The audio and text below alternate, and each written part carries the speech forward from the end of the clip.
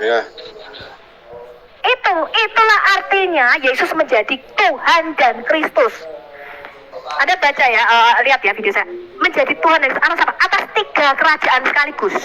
Makanya Mazmur 110 ayat 1 mengatakan, duduk berkatalah Yahweh kepada Adoni, berkatalah Yahweh kepada Raja Mesias, duduklah di sebelah kananku sampai ku buat musuh-musuhmu menjadi tumpuan kakimu. Lah dahsyat. Siapa musuhnya? Kerajaan iblis. Dan dia menghancurkan, dia melakukan peperangan di surga sebagai panglima bala tentara surga. Ya, ada baca part 3 ya, ada baca video saya. Apa artinya Allah menjadikan Yesus sebagai Tuhan dan Kristus? Part ketiga, bagian ketiga. Itu pertempuran pertama, yaitu di dalam dimensi roh. Ya, judulnya The War of the Three Kingdoms. So, dahsyat toh. Peperangan 3 kerajaan. Kerajaan apa ya, Bu? Kerajaan yang di langit di atas, kerajaan yang di bumi, dan kerajaan bawah. Kayak apa ya, film silat dulu ada ya, peperangan 3 kerajaan itu apa, Samkok, apa sih? Ya, Tri Samkok, Bu. Tri Three Kingdoms, The War of the Three Kingdoms. Bu, film apa kayak game juga, game juga ada Three Kingdom. Game ini. Ya.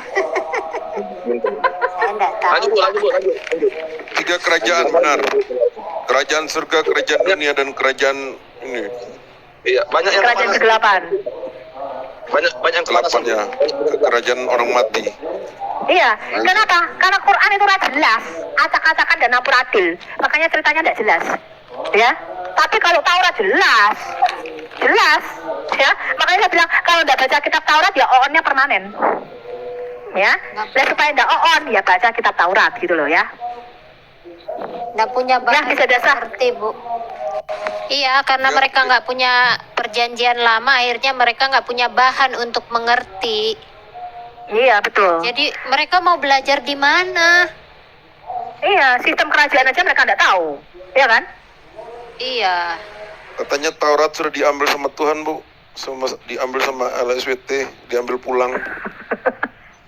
Diretur ya kitabnya ya. Ya, Ya, ditaruh pulang. kartulah. Ya. Nah, itulah sebabnya karena mereka tidak memahami Allah sebagai Raja Mesias. Mereka ngomong begini, misalnya loh, Allah itu kan Maha Ar-Rahman Ar-Rahim Tobu Sofi. Kalau dia mau mengampuni dosa tinggal ngomong aja, aku dosamu keampuni. Kayak tadi dibukti tuh ngotot-ngototan tuh. Si Raka sama si Madame Yani. Nggak bisa. Bu Sofi, Ya? emang Taurat tuh satu cetakan buku aja ya? Maksudnya satu cetakan apa ya? Apa namanya dulu? Saya Apa namanya?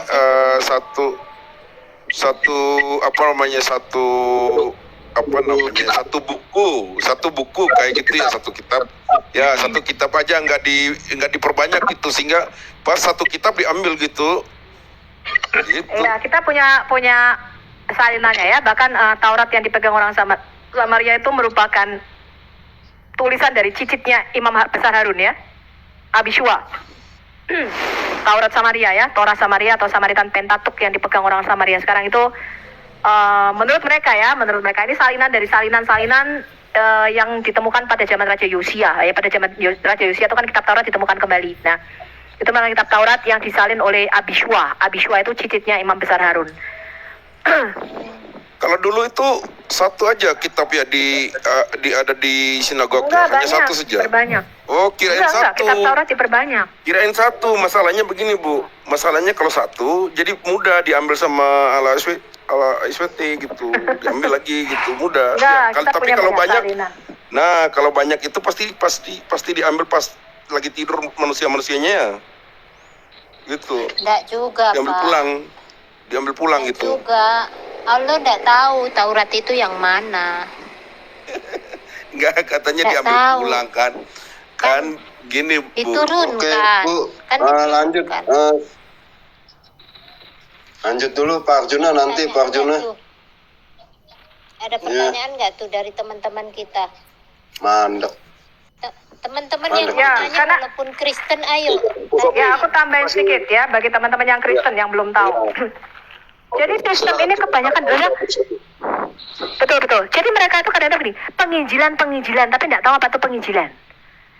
Karena nggak tahu konsep kerajaan. Jadi Tuhan itu bicara bukan tentang menyebarkan agama Kristen. Tuhan itu bicara ambil kembali, take back.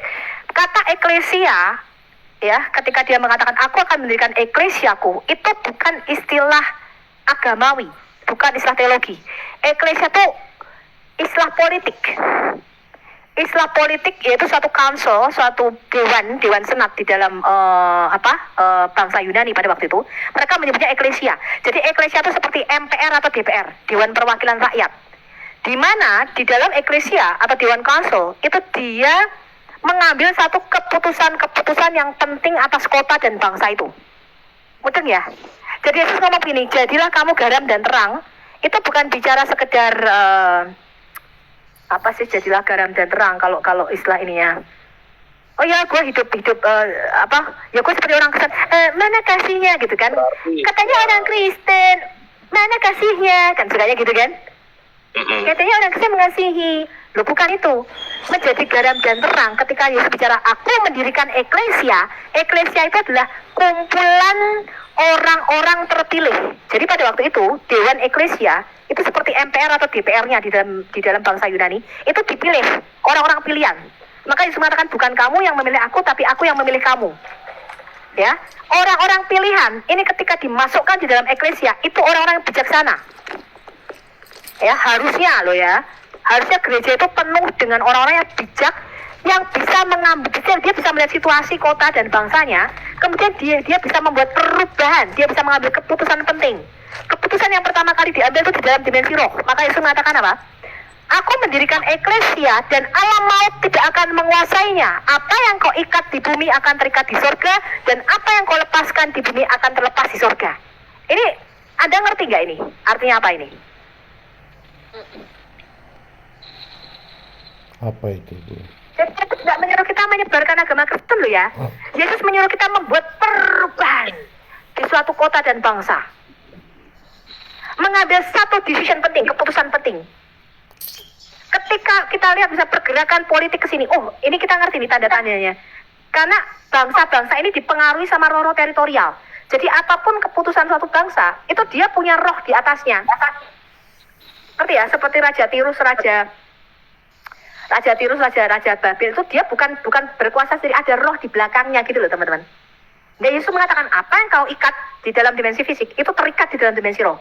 Apa yang kau lepaskan di dalam dimensi fisik itu terlepas di dalam dimensi roh. Itu dia bicara kuasa mengikat dan melepas. Makanya Rasul Paulus di Efesus 6, Anda baca mulai ayat 12 ya kalau saya nggak salah. Peperangan kita bukanlah melawan darah dan daging, betul? Melainkan apa?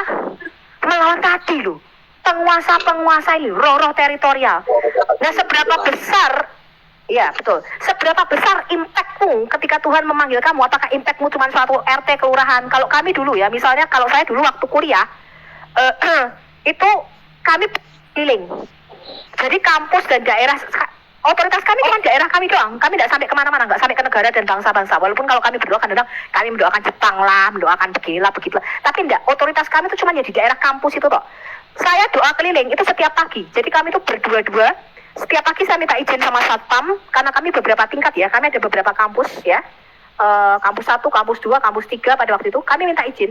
Kami itu berjalan tiap jam 6 pagi dari ruangan ke ruangan keliling, tiap tingkat kami kelilingi, tiap tingkat itu kami doakan tiap ruangannya. Sampai akhirnya terjadi revival di dalam kampus kami. Kami tidak nginjili. Saya tuh tidak pernah nginjili orang. Tapi orang itu datang sama Tuhan, teman-teman. Nanya sendiri tentang Tuhan Yesus. Dahsyat ya. Nah, itu artinya perubahan. Kita membawa satu perubahan. Itu artinya mengikat dan melepas. Otoritas itu diberikan Tuhan Yesus kepada kita. Kunci-kunci kerajaan surga itu diberikan kepada gerejanya. Nah, ini harusnya kita. Nah, seberapa besar impact atau dampak kita? Apakah kita mempengaruhi hanya sekedar RT? Apakah kita hanya mempengaruhi satu kota? Apakah kita mempengaruhi satu bangsa? Tergantung di mana Tuhan memanggilmu. Kalau impact atau dampak kamu adalah satu bangsa, maka Tuhan akan memberikan pengurapan yang lebih besar lagi. Karena di dalam dimensi roh itu ada susunannya. Ada raja kecil, ya kan? Dan Yesus itu raja di atas segala raja dan Tuhan di atas segala Tuhan. Nah, ini bicara kepemimpinan, bicara kepenguasaan kita di dalam dimensi roh. Ya, bisa Motong Bu Sophie, motong ya.